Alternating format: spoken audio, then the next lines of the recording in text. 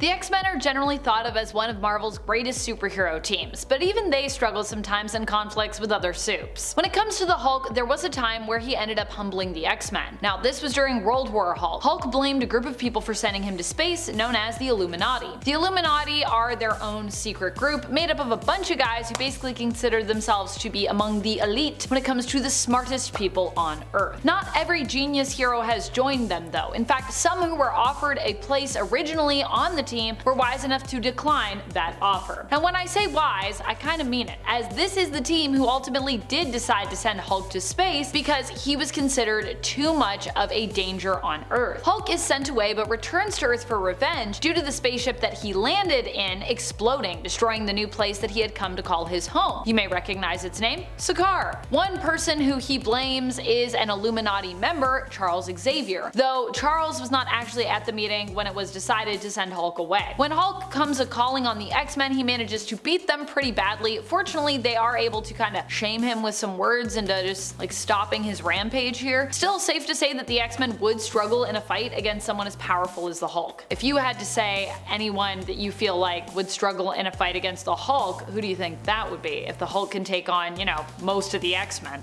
Pretty impressive. Spider-Man is a hero who ended up besting the X-Men when two of them were possessed by the Phoenix Force. Yep, you heard that right. The Phoenix Force. How did he do it? Well, actually not with his fists, but with his wits. Spider-Man was actually just squaring off with them to give the Avengers some time to retreat, but he managed to do one better after he manipulated Magic and Colossus, sister and brother, into turning on one another. Tony at least has tried to humble the X-Men. Now, he wasn't as successful as some others that are on our list, but he did try to do so by comparing kind of hands with them. Not a great move on his part, to be honest. This all went down during the first Civil War when he had a chat with Emma Frost, one of his ex-flames to be honest. He attempted to compare the Avengers to the X-Men, saying that they also had to deal with prejudice too. However, while he did attempt to humble Emma into backing down, this ultimately backfired, causing her to remind him of just how much hate and prejudice mutants had to deal with, including, you know, things like the catastrophic events that happened on Genosha. Don't think the Avengers have ever had that level of hate thrown against them, you know what I mean? While the covers for the Fantastic Four versus the X-Men comic from the 80s would leave you believing that the FF were the ones who were very much bested here, in the end they were actually the ones who kinda got the last laugh, with the little Franklin Richards joining forces with Lockheed and actually flying in and pretty much shaming everyone in the end with the state of Kitty Pryde, who was actually not doing so well at this time, and I believe it's kind of at the center of this conflict. I just love Franklin flying in and basically being like, are you guys really fighting right now? Like,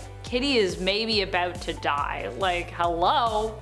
Just a little, of course a little kid would just come in and be like, hey, everyone, let's just chill out. In this turn of events, Cyclops played right into Wade Wilson's hands. This was when Deadpool was given temporary membership to the X-Men. It turns out though that they had basically only offered Deadpool a place on the team, a temporary place on the team, because they wanted to keep a close eye on him, because yeah, they didn't trust him. While hurt by this revelation, Deadpool still did his best to play his part as an X-Men, regardless of whether or not his membership was considered to be real, by helping the mutants out. He even took the fall for them to help save their public image, and then in the end antagonized Psyche so that he'd fight an unmasked Deadpool while Wade was wearing his own unofficial X-Men costume. Once again to help them with PR. In the end, while he didn't want to, Cyclops was forced to admit that indeed, Deadpool did have moves. The Inhumans gave the mutants a run for their money sort of accidentally during IVX, Inhumans vs. X-Men. During this event, the Inhumans didn't really intend to hurt the X-Men, it was more of just a thing that like kinda happened here. This happened when the Inhumans' Terrigen clouds were released into Earth's atmosphere. They didn't know at the time, but it turned out that the Terrigen mists were actually really poisonous to mutants, even fatal. Cyclops early on actually died as a result of exposure, but Emma Frost, seeking to get revenge on the Inhumans, decided to make it seem as though Black Bolt had actually killed Cyclops during what could have ended up being peace talks had Emma not, you know, been manipulating this whole scenario. Instead, communication broke down and it ended up being an all-out war between the two sides, although eventually the mutants would realize that Emma had basically manipulated them into fighting this war against the Inhumans, and the X-Men and Inhumans would ultimately kind of team up to take down Emma. Black Panther managed to humble, or at least shame, one X-Men during the Ten of Swords event in the lead up to the Otherworld tournament. In the lead up to the tournament, both Arakko and Krakoa were basically given a list of champions, and each champion had a specific blade, a specific sword, you know, Ten of Swords, they had to recover to be able to enter this tournament. Storm's blade was located in Wakanda and was basically tied to the heritage and the lore of the people and the land. Storm went to Wakanda and asked for this blade, which was a super important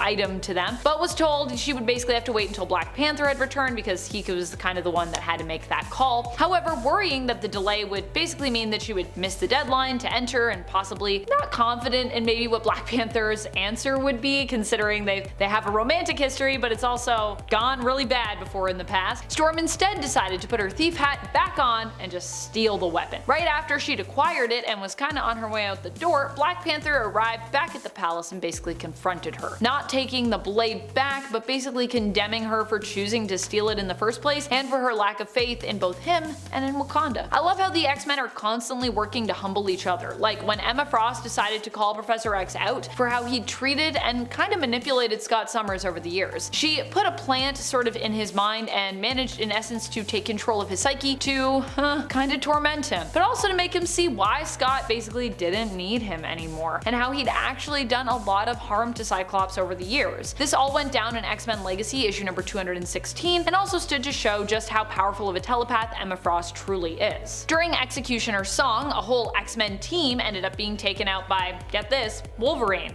See what I'm saying? X-Men fighting X-Men. What's going on? Granted, it wasn't the X-Men team, but it was an X-Men adjacent team, so I think we can count it. After taking out Shatterstar, the X-Force team would also be tracked down by Wolverine and taken out primarily by him and by Psylocke, forced to surrender to the Blue X-Men and X-Factor teams respectively, and they were backed into a corner fairly easily, honestly, with Wolverine choosing to hunt them down and citing it as one of the things he is best known for, which honestly, true. Although I imagine X-Force, like the other teams here, also felt pretty conflicted about fighting against their friends. So this, combined with Wolverine's ruthlessness, probably helped to convince them to, you know, maybe just surrender. You've probably heard of a little well-known event called Avengers vs. X-Men. This event stood to highlight some of the feuds, some of the tension between these two teams and their individual members that had been brewing for, honestly, years. Chiefly though, the fight was over the Phoenix Force. The Phoenix was returning to bond with, as the mutants believe, its current ideal host, Hope Summers. At least that was their working theory. They didn't know for sure. The Avengers, because, you know, they didn't know for sure what was going on with this, wanted it gone. They felt it was too dangerous. The two fought, which now seems ironic, since although the Phoenix has long been linked to mutants and of course mutant-based stories, and the Avengers were very anti-Phoenix at this time, the Avengers also recently had the Phoenix as a member on their team when the Phoenix Force was merged with Echo, aka Maya Lopez. So it's pretty funny in retrospect when we think about that. That's about it. I'm your host Amanda McKnight. Until next time, you stay nerdy.